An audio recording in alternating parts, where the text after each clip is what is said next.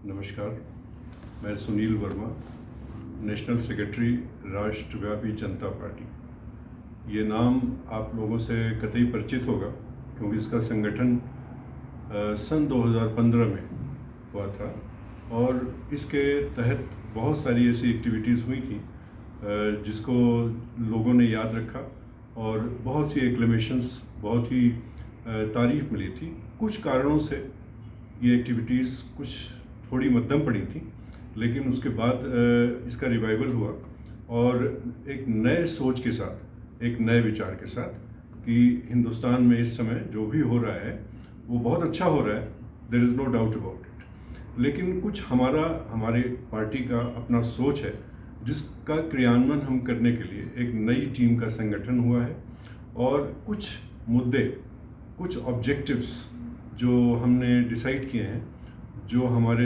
Driving forces हैं, उनको मैं आपके सामने रखना चाहूँगा। उसमें पहले नंबर पे आता है विमेन सिक्योरिटी। हम बहुत सी बातें करते हैं लेकिन ज़मीन पे उतर के कुछ ऐसा ठोस कदम नहीं उठ पाता है जिससे एक आम महिला हर जगह की, चाहे देहात हो या शहर हो या अल्ट्रा मॉडर्न मेट्रो हो, उसमें ये सिक्योरिटी वाला इशू इतना ज़्यादा सर चढ़ के बोलता है कि ये एक हर हिंदुस्तानी का एक कंसर्न है। सो that is number one objective of this party. दूसरा, जैसे हम जानते हैं, बेसिक एम्यूनिटीज़ जो एक हर वर्ग के नागरिक को, चाहे वो गरीब हो चाहे वो अमीर हो, अमीर का तो कुछ प्रॉब्लम नहीं है, लेकिन गरीबों को हम देखते हैं कि जो बेसिक एम्यूनिटीज़ हैं, रोटी कपड़ा मकान, वो ज़रूर मुहैया कराने का सिर्फ कागज़ों पे नहीं, actually we want to ensure कि हमारे यहाँ गरीबी कम से कम इस लेवल पे ना हो कि कोई खाने को मोहताज। सो agenda number 2 is this.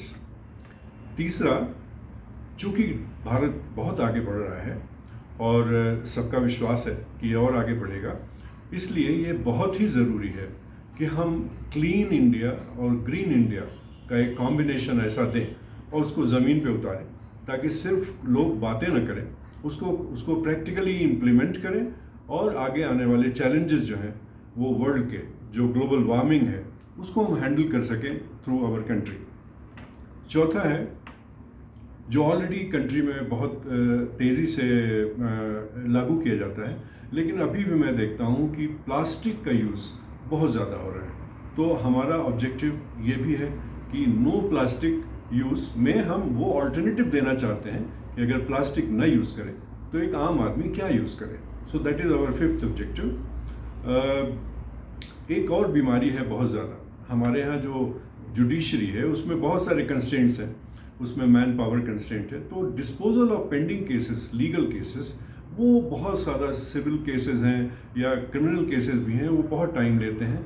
So we do not want that, we want quick disposal. और इसको अटेन करने के लिए जो मीडिएशन सेल का कॉन्सेप्ट है हमारे यहाँ, उसको हम एक्चुअली बहुत ज़्यादा इनकरेज करना चाहते हैं and we have means and ways to promote that thought so that people have trust in mediation cells और ज़्यादातर निस्तारण जो है बिना कोर्ट में गए हुए मीडिएशन सेल के तहत वो हो जाए। जो नेक्स्ट है वो हमारा है करप्शन फ्री इंडिया। ज़रा सोच तो लें कि मानसिक रूप से अगर हम करप्शन लेस हो गए तो ये इंडिया का जो सपना है विश्व गुरु बनने का, उसमें 4 चांद लग जाएंगे और हमारी पूरी ये कोशिश रहेगी कि हम इस चीज़ को करप्शन फ्री करें अपने नेशन को। जो हेल्थ केयर सेक्टर है वो बहुत आगे है, लेकिन इसके बाद भी हमने देखा कि जो विलेज लेवल पे है, तहसील लेवल पे है, वहाँ पे अभी भी health care is in a very very poor condition. तो हमारा फोकस वहाँ से